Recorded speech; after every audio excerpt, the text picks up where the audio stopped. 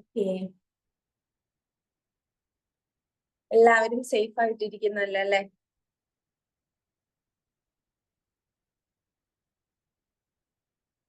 Okay Rizaq sir, thank you. ആർക്കെങ്കിലും എന്തെങ്കിലും ബുദ്ധിമുട്ടൊക്കെ ഉണ്ടെങ്കിൽ നിങ്ങൾ പരസ്പരം ഗ്രൂപ്പിൽ അങ്ങനെയൊക്കെ ഷെയർ ചെയ്യാം. നമുക്ക് ഹെൽപ്പ് ചെയ്യാൻ പറ്റുന്ന രീതിയിൽ എല്ലാവരും ഹെൽപ്പ് ചെയ്യാം. ഓക്കെ, അപ്പം കഥ കേൾക്കാൻ എല്ലാവർക്കും ഇഷ്ടമാണ് അല്ലെ? എങ്കിലും ഞാൻ ചോദിക്കാണ്, എല്ലാവർക്കും കഥ കേൾക്കാൻ ഇഷ്ടമല്ലേ? ഇഷ്ടമല്ലാത്ത ആരും ഉണ്ടായിരിക്കില്ല. എന്നാലും അല്ലെ, എല്ലാവർക്കും കഥ കേൾക്കാൻ ഇഷ്ടമായിരിക്കും. അപ്പം ഇന്ന് നമുക്ക് സ്റ്റോറി പറയാൻ റെഡി ആയിട്ടുള്ളത് ഓൾറെഡി നിങ്ങൾക്ക് അറിയാം, ധനുജ് സർ അല്ലെ, എന്താ കേരള ആസ്പയർ കേരളയുടെ ഫൗണ്ടറും അതുപോലെ സിഇഒ ആയിട്ടുള്ള ധനുജ് സർ ആണ്. സർ ഓൾറെഡി നമ്മുടെ ഈ ഒരു സെഷനില് ഈ ഒരു കമ്മ്യൂണിറ്റിയിൽ സെഷൻ എടുത്തിട്ടുണ്ടായിരുന്നു. അപ്പം ഇന്ന് സ്റ്റോറി പറയാൻ റെഡി ആയിട്ടാണ് ധനുജ് സർ വന്നിട്ടുള്ളത്. ധനുജ് സർ ഓക്കെ ആണോ? ഓക്കെ. അപ്പം ഇന്നത്തെ ഈ ഒരു മൈ സ്റ്റോറി സ്റ്റാർട്ട് ചെയ്യാൻ വേണ്ടിയിട്ട് ഞാൻ സാറിനെ ഇൻവൈറ്റ് ചെയ്യാണ്. Sir please welcome. Hi, thank you. First of all എനിക്ക് ഇങ്ങനത്തെ ഒരു അവസരം തന്നതിന് താങ്ക്സ് ഞാൻ പറയുന്നു. ഇങ്ങനൊരു മൈ ലൈഫ് സ്റ്റോറി ഞാൻ ആദ്യമായിട്ടാണ് എൻ്റെ ലൈഫ് സ്റ്റോറി ഒരു പ്ലാറ്റ്ഫോമിൽ പറയുന്നത്. പ്ലാറ്റ്ഫോമിൽ മാത്രമല്ല, ഞാൻ വേറൊരാളോട് പറയുന്നത് ആദ്യമായിട്ട് തന്നെയാണ് വേറൊരാളോട് പറയുന്നത്. ഞാൻ ഫസ്റ്റ് ടൈം എൻ്റെ ലൈഫിനെ കുറിച്ച് പറഞ്ഞിട്ടുള്ള എൻ്റെ ഫ്രണ്ടിനോടാണ് പറഞ്ഞിട്ടുള്ളത്. ഞാൻ എൻ്റെ ഫ്രണ്ടിനോടാണ് ആദ്യം ഷെയർ ചെയ്തിട്ടുള്ളത്. അതൊരു പ്രത്യേക സാഹചര്യത്തിൽ ഞാൻ അങ്ങനെ ഒരു പറഞ്ഞിട്ടുള്ളതാണ്. പിന്നീട് ഞാൻ എന്താണെന്നും എന്റെ സ്റ്റോറി എന്താണെന്ന് ഞാൻ വേറൊരാളെടുത്തും പറഞ്ഞിട്ടില്ല.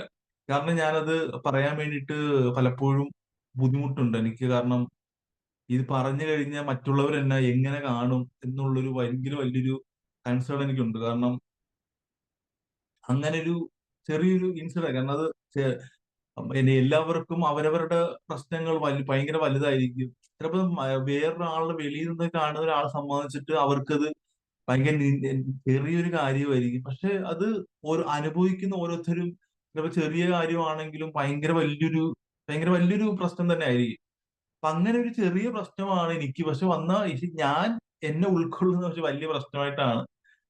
അപ്പം എന്റെ നാട് വരുന്നത് ആലപ്പുഴയിലാണ്.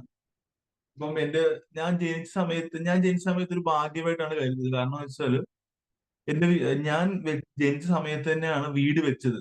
എന്റെ വീട് വെച്ച് പൂർത്തിയായത് ഞാൻ ജനിച്ച സമയത്തായിരുന്നു. അതേപോലെ തന്നെ എന്റെ ഒരു 5 വയസ്സായപ്പോ തന്നെ വീട് വിൽക്കുകയും ചെയ്തു. വീട് വിൽക്കുകയും ചെയ്തു. അത് അമ്മയ്ക്ക് സ്ട്രോക്ക് വന്ന ശേഷം ഒരു ചെറിയൊരു എമൗണ്ടിന് ഇങ്ങനെ കടം വന്നു. അച്ഛന് കടം വന്നു. അപ്പൊ അച്ഛൻ അത്ര ഒരു ഫാമിലി മാൻ അല്ല. അച്ഛനൊരു ഈ പറഞ്ഞ പോലെ ഫാമിലിയെ കെയർ ചെയ്യുന്ന അല്ല, അത്രയ്ക്കും ഒരു കെയർ ചെയ്ത് പോകുന്ന ഒരാളല്ല. അച്ഛൻ സ്വന്തം കാര്യങ്ങൾ മാത്രം നോക്കി, സ്വന്തമായിട്ട് കാര്യങ്ങൾ നോക്കി ഇങ്ങനെ പോകുന്ന ഒരാളാണ്. അപ്പം ആ ഒരു 10,000 രൂപ കടം വന്നതായിട്ട് 1,50,000 രൂപയ്ക്ക് വീട് കിട്ടി. ഇന്നത്തെ വാല്യൂ ഒരു 40 ലക്ഷം രൂപയ്ക്ക് ആ വീടിന് വിലയുണ്ട്. അങ്ങനെ ഏകദേശം ഒരു 25 വർഷത്തോളം ഞങ്ങള് വാടക ജീവിതമായിരുന്നു. വാടകയ്ക്കായിരുന്നു ഞങ്ങൾ ജീവിച്ചുകൊണ്ടിരുന്നത്. അപ്പൊ ആദ്യം പണയത്തിന് പോയി. പിന്നെ അച്ഛൻ പണയം പൈസ എടുത്തിട്ട് വീണ്ടും ചെലവാക്കി. ഡ്രിങ്കിങ് ഹാബിറ്റ് ഉള്ള ആളായിരുന്നു. അപ്പൊ അങ്ങനെ അതും ചെലവാക്കി. പിന്നെ പതിയെ അമ്മയുടെ റെസ്പോൺസിബിലിറ്റി ആയി. അമ്മയാണ് ഞങ്ങളുടെ കാര്യങ്ങളൊക്കെ നോക്കിയത്. പിന്നീടുള്ള ലൈഫ് എന്ന് പറയുമ്പോൾ അമ്മയായിരുന്നു. ഞങ്ങൾ 3 മക്കളാണ്. ഞാനും ചേട്ടനും ചേച്ചിയുമാണ്. 3 മക്കളായിരുന്നു. അമ്മയാണ് പിന്നീട് കാര്യങ്ങളൊക്കെ നോക്കിപ്പോയത്. അപ്പൊ അമ്മയ്ക്കൊരു ചെറിയൊരു ജോലി ഉണ്ടായിരുന്നു. അംഗൻവാടി ജോലി ഉണ്ടായിരുന്നു. പിന്നെ വീട്ടു ജോലിക്കും പോകുമായിരുന്നു. അങ്ങനെ ഞങ്ങളുടെ ലൈഫ് അങ്ങനെ മുന്നോട്ട് പോയിക്കൊണ്ടിരിക്കുകയായിരുന്നു. അപ്പൊ ഈ സമയത്ത് തന്നെയാണ് എനിക്കൊരു പ്രോബ്ലം പ്രോബ്ലം ഉണ്ടായിട്ടുള്ളത്. കാരണം അത് പ്രോബ്ലം ഉണ്ടായത് ഈ പറയുന്ന പോലെ സ്കൂളിൽ നിന്നാണോ അല്ലെങ്കിൽ ഫാമിലിയിൽ നിന്നാണോ എനിക്കറിയത്തില്ല. പക്ഷെ ആക്ച്വലി എന്റെ ഉള്ളിലൊരു പേടി വന്നു തുടങ്ങി. എന്ന് പറഞ്ഞാൽ എനിക്ക് സംസാരിക്കുമ്പം വിക്ക് വരാൻ തുടങ്ങി. ഈ സംഭവം ആദ്യം നിസ്സാരമായിട്ട് തുടങ്ങിയെങ്കിലും പിന്നീട് എന്നെ തന്നെ അത് ഭയങ്കരമായിട്ട് ബാധിക്കാൻ തുടങ്ങി. എന്റെ ലൈഫിന് അത് ഒരുപാട് ബുദ്ധിമുട്ട് ആക്കി തുടങ്ങി. എന്റെ ലൈഫിൽ ഭയങ്കര ബുദ്ധിമുട്ടാക്കി തുടങ്ങി. അങ്ങനെ ഇത് എന്റെ 10ാം ക്ലാസ് ജീവിതവും പ്ലസ് ടു ലൈഫൊക്കെ ഒരുപാട് ബുദ്ധിമുട്ടുകളിൽ കൂടെയായിരുന്നു കടന്നുപോയത്. കാരണം മറ്റുള്ള കുട്ടികൾ എല്ലാവരും അവർ ഫ്രീ ആയിട്ട് പെരുമാറുമ്പോൾ എനിക്ക് ഞാൻ സംസാരിക്കുമ്പോൾ അല്ലെങ്കിൽ ക്ലാസ്സിലോട്ട് ഇനി ഒരു സെമിനാറിന് വിളിക്കുമ്പോഴൊക്കെ ഞാൻ സെമിനാറിന് വിളിക്കുമല്ലോ എന്ന് ആലോചിച്ച് തന്നെ പേടിച്ച് ഒരു പനി വന്ന സാഹചര്യങ്ങളൊക്കെ ഉണ്ട്. അപ്പൊ അങ്ങനെ എനിക്ക് ഭയങ്കര ടെൻഷനാണ്. സംസാരിക്കാൻ പ്ലാറ്റ്ഫോമിൽ പോകണ്ട, അല്ലെങ്കിൽ ഇങ്ങനെ വരുമല്ലോ എന്ന് ആലോചിച്ച് വരെ ഞാൻ പേടിച്ചിട്ടുണ്ട്. അപ്പം അങ്ങനെ അങ്ങനെ സംസാരിക്കേണ്ട സാഹചര്യങ്ങളിൽ ഞാൻ പേടിച്ചുകൊണ്ട് തന്നെ പലപ്പോഴും നമുക്ക് നമ്മളല്ലാതെ നിൽക്കേണ്ട വരുന്ന ഒരു സാഹചര്യം, നമുക്ക് നമ്മളല്ല എന്നുള്ള സാഹചര്യത്തിനുപരി നമുക്ക് പോലും അറിയത്തില്ല നമ്മുടെ ക്യാരക്ടർ എന്താണ്. എനിക്കൊരു സ്വന്തമായിട്ടൊരു ക്യാരക്ടർ എന്താണ് എന്നുള്ളത് എനിക്ക് അറിയാത്തൊരു അവസ്ഥയിലാണ്. അപ്പൊ 10ഉം പ്ലസ് ടു ഒക്കെ അങ്ങനെ മറ്റുള്ളവർ എന്ത് വിചാരിക്കുന്നുപരി എനിക്ക് ഒരു മനസ്സ് തുറന്ന് സംസാരിക്കാനോ ഞാൻ പ്ലസ് ടു വരെ ഗേൾസിനോട് സംസാരിക്കാറില്ല, പെണ്ണുങ്ങളോടൊന്നും സംസാരിച്ചിട്ടേ ഇല്ലായിരുന്നു. 10 പ്ലസ് ടു വരെ ഞാൻ അങ്ങനെ പെണ്ണുങ്ങളോട് സംസാരിച്ചിട്ടേ ഇല്ല. ശേഷം പ്ലസ് ടു ആയ ശേഷം ഞാൻ ഈ പ്ലസ് ടു വരെ ഈ പഠനശേഷം ഞാൻ ജോലിക്കൊക്കെ പോകുമായിരുന്നു. ഞാൻ 8ാം ക്ലാസ് മുതൽ തന്നെ ചെറിയൊരു ജോലിക്ക് പോകും. സ്റ്റുഡിയോ നിൽക്കാൻ വേണ്ടിയിട്ട്, അങ്ങനെ പെട്രോൾ പമ്പില്, വാച്ച് കടയില്, അങ്ങനെ പല കട പെട്രോൾ, അങ്ങനെ ഒരുപാട് കാർപ്പൻറ്റർ. അതല്ല, പ്ലസ് ടു ആയ ശേഷമാണ് ഞാൻ കാർപ്പൻറ്റർ, വയറിങ്, പ്ലംബിങ്, അങ്ങനെ പല പല പണിക്ക് പോയിട്ടുണ്ട്. കുറച്ച് കുറച്ച് നാളെ പോകത്തുള്ളൂ. അങ്ങനെ ഞാൻ അതിനും പോയ ശേഷം പിന്നീട് ഞാനൊരു ഹോൾസെയിൽ കടയിൽ നിന്ന സമയത്താണ് ഇങ്ങനെ ഈ ഇതിന് ട്രീറ്റ്മെന്റ് ഉണ്ട്, സ്റ്റാമറിങ്ങിന് ട്രീറ്റ്മെന്റ് ഉണ്ടെന്ന് അറിഞ്ഞ് അന്ന് 17,000 രൂപയാണ്. 10-17 വർഷം മുന്നെയാണ് എന്റെ ഓർമ്മയിൽ. അപ്പൊ 17 വർഷം മുന്നേ 17,000 രൂപയാണ് അതിന്റെ ഒരു എമൗണ്ട് വരുന്നത്.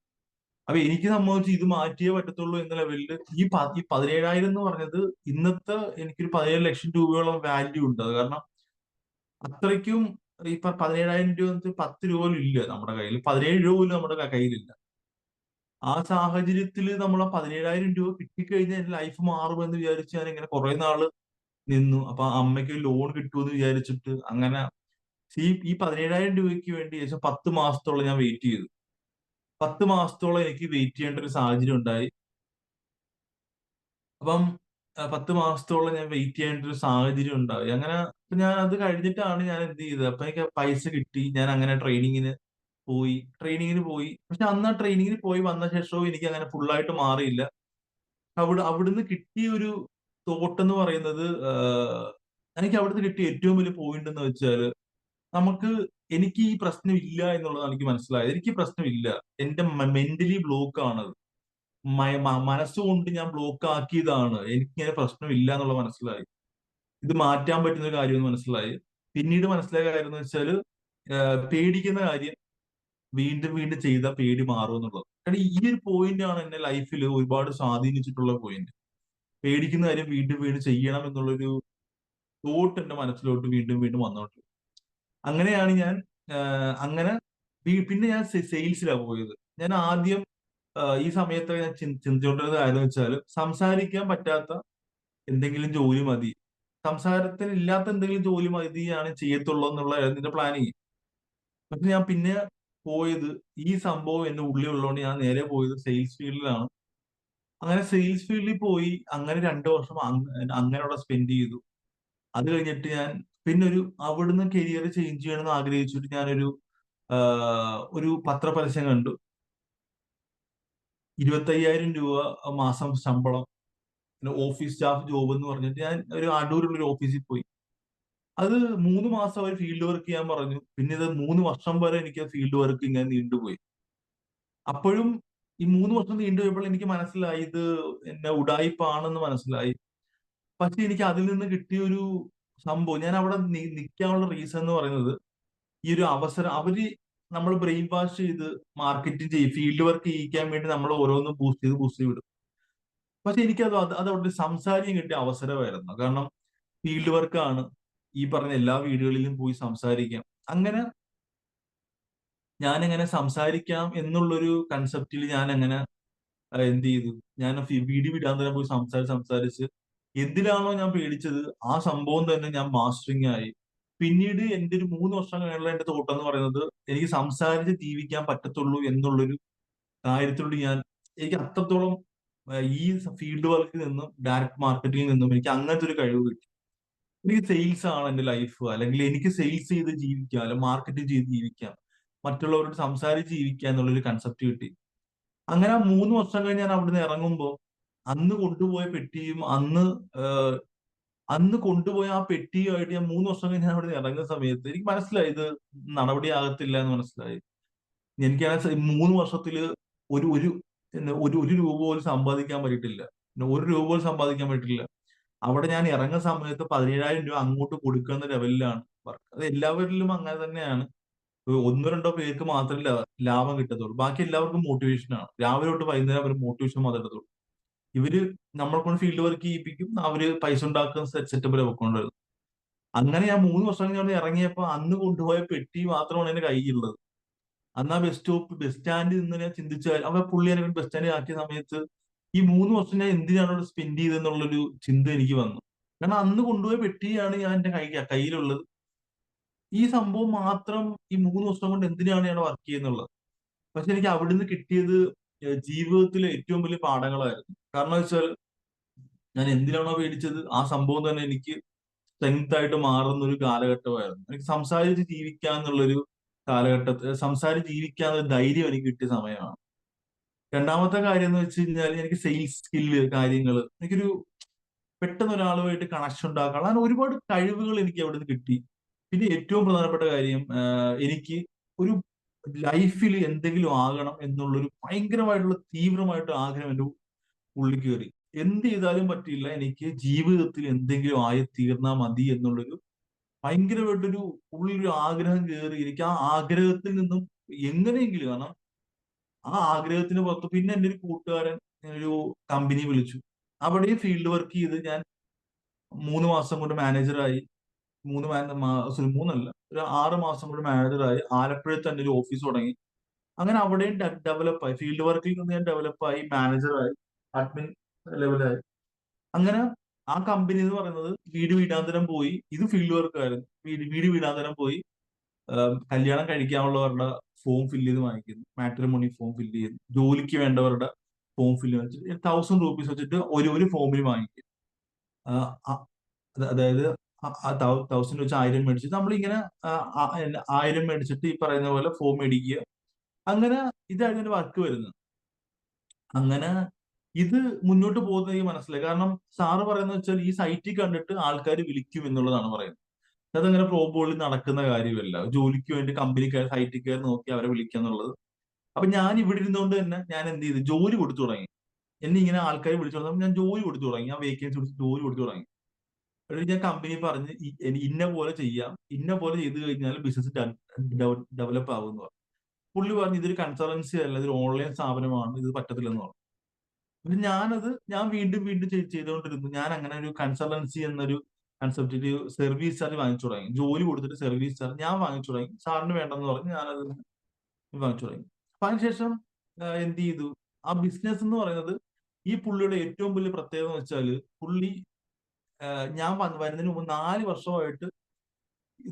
വർഷമായിട്ട് ലോസിൽ പൊക്കോണ്ടിരുന്ന കമ്പനിയാണ്. ലോസ് എന്ന് പറഞ്ഞത് 4 വർഷവും ലോസ് ആണ്. ഒരു മാസം പോലും ലാഭം പിടിക്കുന്ന കമ്പനിയാണ്. കാരണം അതിനൊരു പ്രത്യേകിച്ച് കാരണമുണ്ട്. പുള്ളി ജ്യോത്സ്യനാണ്. അപ്പൊ പുള്ളി കണക്ട് ചെയ്യുന്നത് ബിസിനസ് വരാത്തത് ശുക്രൻ തെളിയാത്തതുകൊണ്ടാണ്, അല്ലെങ്കിൽ ചൊവ്വ ബുധനിൽ പോയോണ്ടാണ്, അങ്ങനെയുള്ള കൺസെപ്റ്റാ പുള്ളിക്ക് സംബന്ധിച്ചിട്ട്. ബിസിനസ് വരാത്തത് ബിസിനസിന്റെ പ്ലാൻ കൊള്ളാത്തതുകൊണ്ടോ അല്ലെങ്കിൽ സെയിൽസോ മാർക്കറ്റിംഗോ ഫണ്ടിങ്ങോ ഒന്നുമല്ല. പുള്ളി സംബന്ധിച്ചിട്ട് ശുക്രൻ തെളിഞ്ഞിട്ടില്ല, അതുകൊണ്ട് ബിസിനസ് ഇല്ല. അല്ലെങ്കിൽ കബഡി നിരത്തി നോക്കൂ ബിസിനസ് എപ്പോ തെളിയുമെന്നുള്ളത്. അപ്പൊ അങ്ങനെ ഒരു വിചിത്രമായ മനുഷ്യനാണ്. പക്ഷെ പുള്ളി അത്ര ജെനുവിനും അല്ല. അപ്പൊ അങ്ങനെ അത് പറയുന്നില്ല.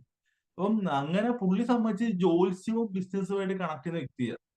അപ്പൊ എനിക്ക് സംബന്ധിച്ച് എങ്ങനെയെങ്കിലും വിജയിക്കണം എന്നുള്ളൊരു തീവ്രമായിട്ട് ആഗ്രഹമുണ്ട്. അപ്പൊ ഞാൻ ഓരോ പ്ലാനും കൊണ്ട് പോകും, പുള്ളി അത് എന്ത് ചെയ്യും, പറഞ്ഞു വിടും.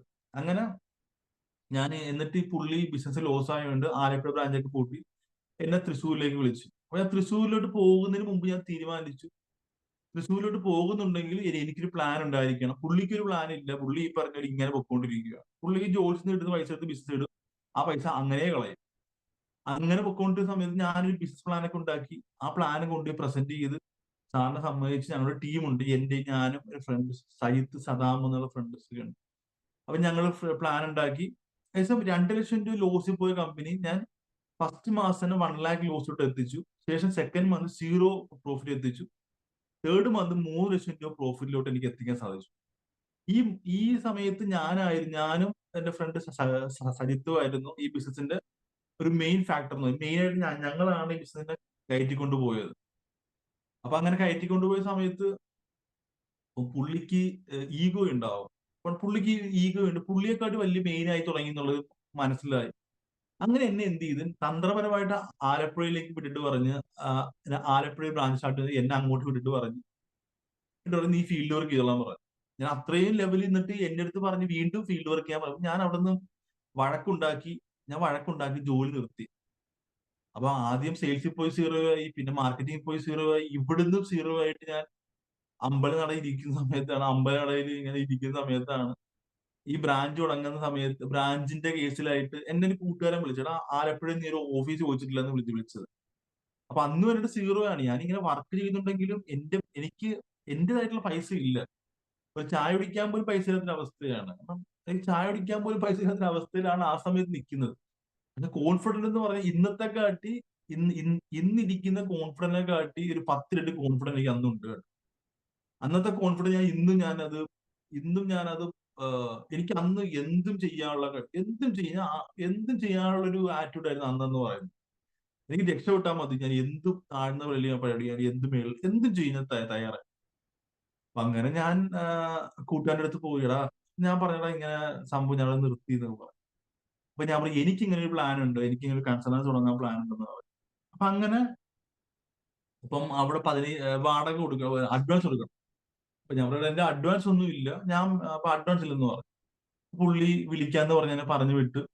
പിന്നെ ഞാൻ വിളിച്ചോണ്ടിരുന്നപ്പോ അവര് പറഞ്ഞു വരാൻ പറഞ്ഞു. അപ്പൊ അവര് മാനുഫാക്ചറിങ് കമ്പനിയാണ്, ചെറിയൊരു മാനുഫാക്ചറിങ് കമ്പനിയാണ്. ഇൻവെർട്ടർ ബൾബൊക്കെ ഇന്റേൺഷിപ്പ് ഒക്കെ കൊടുക്കുന്നത്. അതായത് ഇന്റേൺഷിപ്പ് സ്റ്റുഡൻസിനെ കൊടുക്കണം. അതുപോലെ തന്നെ ഈ ഇൻവെർട്ടർ ബൾബിന്റെയൊക്കെ പരിപാടിയാണ്. അപ്പൊ അവര് പറഞ്ഞു എന്റെ അടുത്ത് ബൾബ് വിൽക്കാൻ പറഞ്ഞു. അതുപോലെ അതായത് ഇന്റേൺഷിപ്പ് പിള്ളേരെ പിടിച്ചു തരാൻ പറഞ്ഞു. അങ്ങനെ ഒരു മാസത്തോളം, അത് ഒരു നവംബർ മാസമായിരുന്നു. അപ്പൊ നവംബർ മാസം തൊട്ട് ഞാൻ വർക്ക്ഔട്ട് ചെയ്തു. അങ്ങനെ ഇവർക്ക് കുറച്ച് ബിസിനസ് ഡെവലപ്പ് ചെയ്ത് കൊടുത്ത ശേഷം എന്റെ ഫ്രണ്ട് പ്രശാന്ത് ആണ് എനിക്ക് ഈ ഒരു ഓപ്പർച്യൂണിറ്റി തന്നത്. അങ്ങനെ ഇപ്പൊ ജാനുവരി ആയപ്പോൾ ഞാൻ പറഞ്ഞു എനിക്കൊരു ജാനുവരി 1-ാം തീയതി സ്റ്റാർട്ട് ചെയ്യണമെന്ന് പറഞ്ഞു. ഞാൻ 1-ാം തീയതി ഞാൻ എന്ത് ചെയ്തു, സ്റ്റാർട്ട് ചെയ്തു. 1-ാം തീയതി സ്റ്റാർട്ട് ചെയ്യുന്ന സമയത്ത് തന്നെ എന്റെ പൈസ ഇല്ലായിരുന്നു. അപ്പം അന്ന് എന്റെ അടുത്ത് ഇവർക്ക് ഓഫീസ് ടേബിൾ ഉണ്ട്, ഓഫീസ് ഉണ്ട്, അഡ്വാൻസ് വേണ്ടെന്ന് പറഞ്ഞ പണി ചെയ്ത് കൊടുത്തു. അപ്പൊ എന്നിട്ട് അവിടെ തന്നെ മേശയും കസേര എല്ലാം ഉണ്ട്. അവിടെ എല്ലാം മേശയും കസേരയൊക്കെ ഉണ്ട്. നമ്മൾ എന്ത് ഇരുന്നാൽ മാത്രം മതി. അങ്ങനെ അങ്ങനെ ഞാൻ എന്ത് ചെയ്തു, അവിടെ ഇരുന്നു. പക്ഷെ അപ്പൊ നമുക്കൊരു ബേസിക് ആയിട്ടുള്ള കുറച്ച് ബുക്സ് ഒക്കെ വാങ്ങണം. അപ്പൊ ഞാനൊരു 4500 എന്റെ കൂട്ടുകാരി കടന്നത് കമ്മല് പണയം വെച്ച് ആള് കടമായിട്ട് തന്നു. വീട്ടിൽ നിന്ന് ഒരു 500 രൂപ 600 രൂപ അങ്ങനെ കിട്ടി. അങ്ങനെ 10,000 രൂപ ഞാൻ കടം മേടിച്ച് ഈ സംഭവം സ്റ്റാർട്ട് ചെയ്തു. അപ്പോഴേ മനസ്സിലുണ്ട് ദൈവം ഈ 5000 രൂപയ്ക്ക് എങ്ങനെ തുടങ്ങും. അപ്പൊ ഈ ബിസിനസ് എന്ന് പറയുമ്പോൾ നമുക്ക് ഫണ്ട് വേണം, മാൻ പവർ വേണം, സെയിൽസ് വേണം, മാർക്കറ്റിംഗ് വേണം. എന്റെ ഉള്ള ഒരേ ഒരു കാര്യം എഫേർട്ട് മാത്രമാണ്. അന്ന് എഫേർട്ട് മാത്രമേ ഉള്ളൂ. അപ്പൊ ഞാൻ രാവിലെ ഞാൻ ആ സമയത്ത് രാത്രി പോസ്റ്റ് ഔട്ട് ചെയ്യാൻ പോകുമായിരുന്നു. ഗ്യാസ് സ്റ്റവിന്റെ പോസ്റ്റ് ഔട്ട് ചെയ്യാൻ പോകുമായിരുന്നു. അപ്പൊ ആ കൂട്ടത്തിൽ തന്നെ ഞാൻ ജോബ് വേക്കൻസി പോസ്റ്റിനോട് ഒട്ടിച്ചു തുടങ്ങി. രാവിലെ 5 മണിക്കാവും പോസ്റ്റ് ഒട്ടിക്കും, അവിടെ കിടന്ന് തുടങ്ങും. പിന്നെ രാവിലെ ആകുമ്പോൾ ഇവിടെ ബ്രാഞ്ചിൽ വരും, ഓഫീസിൽ വരും. ഓഫീസിൽ വന്നിട്ട് ഉച്ചയാകുമ്പോൾ ഫീൽഡിൽ പോകും. വൈകുന്നേരം വീണ്ടും പോസ്റ്റ് ഒട്ടിക്കാൻ പോകും. അങ്ങനെ ഒരു മാസം, അങ്ങനെ ഒരു മാസം കടന്നുപോയി. ഒരു മാസം കടന്നു. ആദ്യം ഒരു സ്റ്റാഫ് വന്നു, ആള് നിന്നില്ല. കാരണം ആൾക്ക് മനസ്സിലായി എന്നെ കൊണ്ട് പറ്റുന്ന കാര്യമില്ലെന്ന് ആൾക്ക് മനസ്സിലായി. രണ്ടാമതൊരു സ്റ്റാഫ് വന്നു. അത് എന്നെപ്പോലെ തന്നെ ബുദ്ധിമുട്ടുള്ള, കാരണം എന്നെപ്പോലെ തന്നെ പ്രശ്നമുള്ള ഒരാളാണ്, സാമ്പത്തികമായിട്ട് ബുദ്ധിമുട്ടുള്ള ആളാണ്. പക്ഷെ അന്ന് ആ സ്റ്റാഫിനെ വിശ്വസിച്ചു. അങ്ങനെ എന്റെ ബിസിനസ്സിന് ഞാൻ 2 വർഷം കൊണ്ട് ഞാൻ ഗ്രൗത്ത് വേണമെന്ന് വിചാരിച്ചു. ഞാൻ ആലപ്പുഴ, ചങ്ങനാശ്ശേരി, കോട്ടയം, പിറവം, തൃപ്പൂണിത്തുറ, അങ്ങനെ 7 ബ്രാഞ്ചുകൾ ഞാൻ ഇട്ട്. 2 വർഷം കൊണ്ട് ഞാൻ 7 ബ്രാഞ്ച് ഇട്ട്. ഈ കിട്ടുന്ന പൈസ ഇപ്പം 400 ലക്ഷം കിട്ടിയ 400 രൂപയ്ക്ക് പോസ്റ്റ് ഔട്ട് കിട്ടി. അങ്ങനെ ഞാൻ പിന്നെ ഓരോ ബ്രാഞ്ച് തുടങ്ങുമ്പോഴും ഞാൻ തന്നെയാണ് അവിടുത്തെ ഒരു office staff, field staff, post ഒട്ടിക്കുന്നത്, കളക്ഷൻ ഒക്കെ ഞാൻ തന്നെ ആയിരിക്കും. അങ്ങനെ ഒരു മാസം സ്റ്റാഫിന് വെക്കും. അങ്ങനെ 7 ബ്രാഞ്ച് തുടങ്ങി. ആ സമയത്ത് പ്രളയം വന്ന് അങ്ങനെ കുറെ നാൾ പോയി. പിന്നെ കോവിഡ് വന്നപ്പോഴേക്കും പിന്നീട് എന്റെ ബിസിനസിനെ ബാധിച്ചു. കോവിഡ് വന്ന ശേഷം ഞാൻ ബിസിനസിന്റെ എന്താണ് ഈ 7 ബ്രാഞ്ച് ഉള്ളതുകൊണ്ട് തന്നെ 7 ബ്രാഞ്ചിന്റെയും എനിക്ക് റെന്റ് കൊടുക്കേണ്ട അവസ്ഥ വന്നു. അങ്ങനെ അങ്ങനെ ഞാൻ ഏകദേശം അങ്ങനെ എല്ലാ ബ്രാഞ്ചും ഞാൻ ഒരു 5 ബ്രാഞ്ചുകളെ ക്ലോസ് ചെയ്ത് ഞാൻ വാടക കൊടുത്തു മടുത്തുകൊണ്ട് ഞാൻ 5 ബ്രാഞ്ച് ക്ലോസ് ചെയ്തു. പിന്നെയും ലൈഫിൽ സ്റ്റക്കായ ഒരു അവസ്ഥയിൽ വന്ന സമയത്ത് അപ്പൊ ഞാൻ അവിടെ ചിന്തിച്ചു ഇത് ഇനി മുന്നോട്ട് പോകണമെന്നുണ്ടെങ്കിൽ ഈ കറന്റ് പ്ലാനിൽ മുന്നോട്ട് പോകത്തില്ലെന്ന് എനിക്ക് മനസ്സിലായി. അങ്ങനെ ഞാൻ അപ്പോഴത്തെ ട്രെൻഡ് എന്ന് പറയുന്നത് ഓൺലൈനാണ്. അങ്ങനെ ഓൺലൈൻ ചെയ്യാൻ വേണ്ടി തയ്യാറായി. അങ്ങനെ ഓൺലൈനെ കുറിച്ച് ഞാൻ ഈ കോവിഡ് സമയത്ത് ഒരുപാട് സമയമുണ്ടല്ലോ, നമ്മളത് പ്ലാനിങ് ചെയ്ത് ഇനി ഞാൻ ഓൺലൈനിലോട്ട് ആക്കാന്ന് വിചാരിച്ചു. അങ്ങനെ ഓൺലൈനിലോട്ട് എല്ലാം കൂടി ഒരു ഹെഡ് ഓഫീസ് ആക്കാം, അവിടെ എല്ലാ സ്റ്റാഫിനെയും കൊണ്ടുവരാം എന്നുള്ള കൺസെപ്റ്റ് ഉണ്ടെങ്കിൽ ഞാൻ മനസ്സിൽ അങ്ങനെ ക്രിയേറ്റ് ചെയ്തു. അങ്ങനെ 2 മാസത്തോളം ഓഫീസ് ആപ്പി കുറെ നടന്നു. എന്റെ ലൈഫിൽ ലോ ഓഫ് അട്രാക്ഷൻ ഇത്രയും പെർഫെക്ഷൻ ആയിട്ട് വന്നത് ഒരു സമയത്താണ്. അത് ഈ പറഞ്ഞ പോലെ ഞാൻ ഓഫീസ് നോക്കി 2 മാസം നടന്നു. എന്റെ കയ്യിൽ ഒരു 2 ലക്ഷം രൂപയേ ഉള്ളൂ. ഞാൻ ആഗ്രഹിക്കുന്ന ഓഫീസിനെ വർത്തമാനം 15 ലക്ഷം രൂപയാണ്.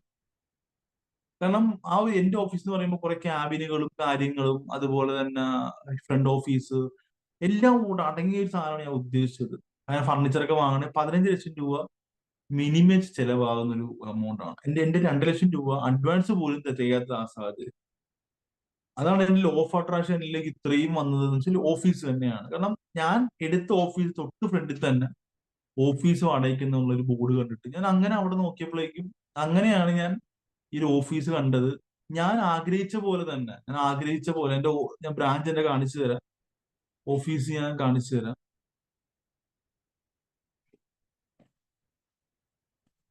ഇതിനകത്തിരിക്കുന്നത്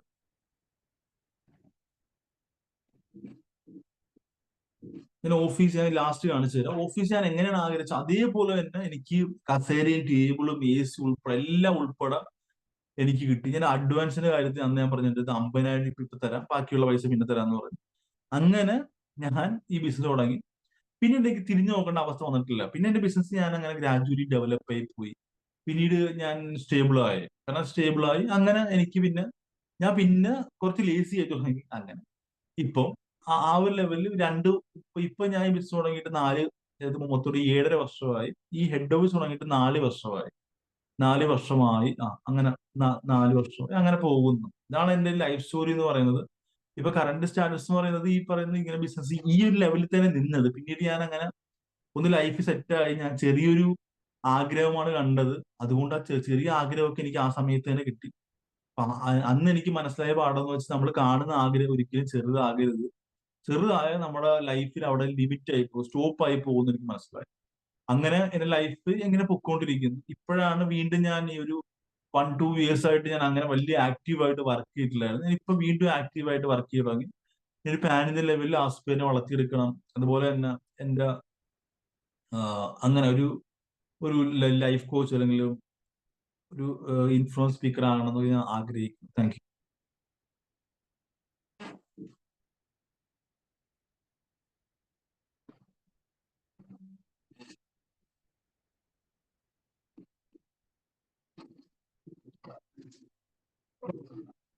എന്റെ ബ്രാഞ്ച് ഞാൻ ആഗ്രഹിച്ച ബ്രാഞ്ച് ഇതാണ്. എന്റെ ഓഫീസ് വരുന്നത് ഇതാണ്. എന്റെ ഓഫീസ് ഇതെന്റെ ക്യാബിൻ, ഇതെന്റെ ഓഫീസ്,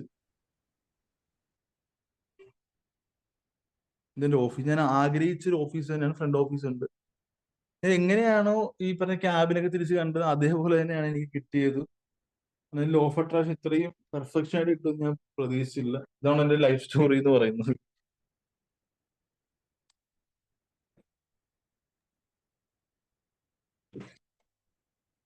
ഓക്കെ, കംപ്ലീറ്റ് ആയത്.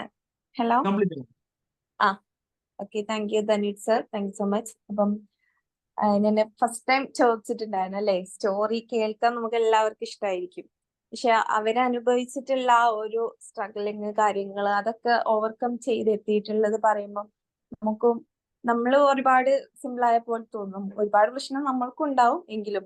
ഓക്കെ, അപ്പോ ഈ ഒരു സെഷന്റെ ഫീഡ്ബാക്ക് പറയാനുള്ള ടൈമാണ് ഇനി. ഞങ്ങൾക്ക് ഓരോരുത്തർക്ക് ഹാൻഡ് റൈസ് ചെയ്തിട്ട് പറയാം. Razak sir. Okay, thank U. നല്ലൊരു അടിപൊളി സെക്ഷൻ ആയിരുന്നു. കാരണം നമ്മൾ ഒരു സ്റ്റോറി എന്ന് പറയുമ്പോൾ ഒരാ ഹിസ്റ്ററി പറയുന്ന സമയത്ത് ഒരു മോട്ടിവേഷൻ ക്ലാസ് പ്രതീക്ഷിച്ചില്ല. എന്തായാലും ഒരു സ്വന്തം സ്റ്റോറിയിലൂടെ ഒരു മോട്ടിവേഷൻ ക്ലാസ് ആയിരുന്നു. കാരണം നമ്മൾ പ്ലാൻ ചെയ്ത് മുന്നോട്ട് പോയാൽ അത് സംഭവിക്കും. അതേപോലുള്ള ഒരു ഓഫീസ് ആ സ്വപ്നത്തിൽ കണ്ട പോലുള്ള ഒരു ജീവിതത്തിലേക്ക് എത്തിപ്പെട്ടു എന്ന് സ്വന്തം ജീവിതത്തിലൂടെ തന്നെ പ്രസന്റ് ചെയ്യാൻ സാധിച്ചതിന് വളരെയധികം നന്ദി. Thank you, sir. Thank you sir. Okay, thank U Razak sir. പുതിയ മെമ്പേഴ്സ് ആരെങ്കിലും ഉണ്ടെങ്കിലും മുന്നോട്ട് വരാവുന്നതാണ് കേട്ടോ. നിങ്ങൾ അൺമ്യൂട്ട് ചെയ്ത് നിങ്ങളെ ഇൻട്രൊഡ്യൂസ് ചെയ്യുക. അതുപോലെ തന്നെ ഈ ഒരു സെഷന്റെ ഫീഡ്ബാക്കും പറയാവുന്നതാണ്. Ranjith Lal sir. Ranjith sir.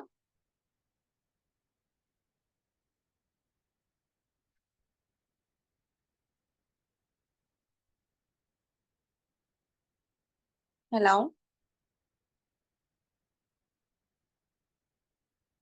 Okay. Ranjima sir. Sorry, Ranjima ma'am. Good morning. നല്ലൊരു ക്ലാസ് ആയിരുന്നു സാറിന്റെ. നല്ലൊരു ഇൻസ്പിറേഷൻ കിട്ടി. സ്വന്തം അനുഭവത്തിൽ നിന്ന് നമുക്ക് നല്ലൊരു ക്ലാസ് ആയിരുന്നു sir. Thank you. Okay ma'am, thank you.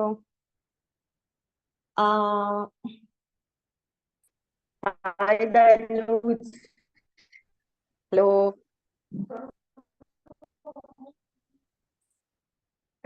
Hello. Sindhu ma'am കേൾക്കാം, പറഞ്ഞോളൂ മാം. ധനുജിന്റെ അനുഭവങ്ങൾ കേട്ടപ്പോ എന്താ പറയാ, ആൺകുട്ടികൾ ഇപ്പൊ ഈ പ്രായത്തിലൊക്കെ അങ്ങനെ കുറെ കാര്യങ്ങളൊക്കെ ഇങ്ങനത്തെ കുറെ ഘട്ടങ്ങളിലൂടെ ഒക്കെ കടന്നു പോണ ആൺകുട്ടികൾ ഇപ്പോഴും ഉണ്ടല്ലോ എന്ന് ആലോചിച്ചതാ ഞാൻ. കാരണം ഇപ്പൊ ജനിക്കുന്ന മക്കളൊക്കെ എന്ന് പറഞ്ഞാൽ വായിൽ സ്വർണ്ണക്കരണ്ടി ഇട്ട് ജനിക്കുക എന്നുള്ളതാണ് നമ്മുടെ കാഴ്ചപ്പാട്. കാരണം ഇപ്പൊ അങ്ങനെയാണല്ലോ. ഇപ്പൊ ജനിക്കുമ്പോ തന്നെ അവർക്ക് എല്ലാ സാമ്പത്തികവും ഉണ്ടാവും. അവർക്ക് ദൂർത്തടിച്ച് നടക്കാം, എൻജോയ് ചെയ്ത് നടക്കാം. പക്ഷെ കുറച്ച് മുന്നേ വരെ എന്ന് പറഞ്ഞ പിന്നെ മക്കളാകുമ്പോൾ അങ്ങനെ തന്നെയായിരുന്നു.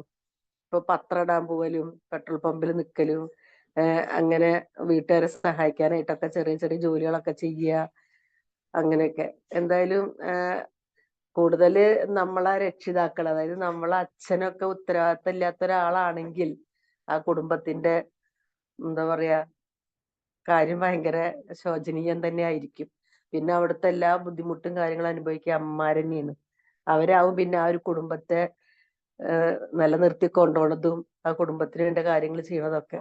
അമ്മേനെ നല്ല നോക്കണം, അമ്മേനെ ഒരുപാട് സ്നേഹിക്കണം. അപ്പൊ ഒരുപാട് സ്ട്രഗിൾ ചെയ്തിട്ടല്ലേ ഇങ്ങളെയൊക്കെ നോക്കിയുള്ളത്. അപ്പൊ എന്തായാലും ഇനിയും നല്ലൊരു ജീവിതം മോൻ ഉണ്ടാവട്ടെ എന്ന് മാത്രം പറഞ്ഞുകൊണ്ട് okay. Thank you. Thank you Dhanuja. Thank you. Share ചെയ്യാൻ തോന്നിയ ഒരു മനസ്സിന് thank U.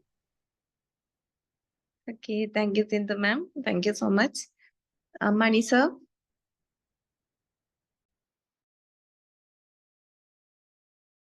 Magic morning. Dhanu sir, നല്ലൊരു പ്രസന്റേഷൻ ആയിരുന്നു. നല്ല സ്റ്റോറി. ഒരുപാട് പ്രതിസന്ധികൾ വന്നിട്ടും അത് തളരാതെ ഘട്ടം ഘട്ടമായിട്ട് മുന്നോട്ട് പോയി എന്ത് ജോലിയായാലും അത് ആത്മാർത്ഥയോടെ ചെയ്ത് അതിൽ നിന്നുള്ള ഒരു ബെനിഫിറ്റ് എന്തൊക്കെ കിട്ടുമെന്ന് മുൻകൂട്ടി കണ്ടുകൊണ്ടുള്ള ഒരു ജീവിതമാണ് ഉണ്ടായത്. അപ്പോൾ ലാസ്റ്റിൽ നിങ്ങളെ ആ ഓഫീസ് സെറ്റപ്പ് കണ്ടപ്പം എനിക്ക് വളരെ സന്തോഷമാണ് തോന്നിയത്. കാരണം നിങ്ങൾ ആഗ്രഹിച്ചിട്ടുള്ള ആ ഒരു ലെവലിലേക്ക് എത്തിയ പോലെയുള്ള ഒരു നല്ലൊരു ഓഫീസ് ലേ ഔട്ടാണ് കണ്ടത്. അതുപോലെ തന്നെ നിങ്ങളെ ഈ പ്രസന്റേഷൻ വളരെ മനോഹരമായിട്ട് തന്നെ ഉള്ളത്. നല്ലൊരു ജീവിതം നിങ്ങൾക്ക് ഉണ്ടാവട്ടെ എന്ന് ആശംസിച്ചുകൊള്ളുന്നു. Thank you very much. Thank you sir. Okay, thank you Mani sir. Nisha ma'am. Nisha.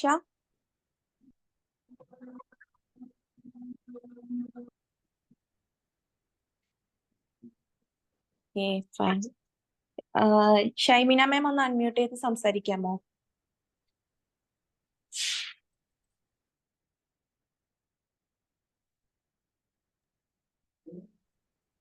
Okay, fine. Hello. Ma'am പറഞ്ഞോളൂ മാം.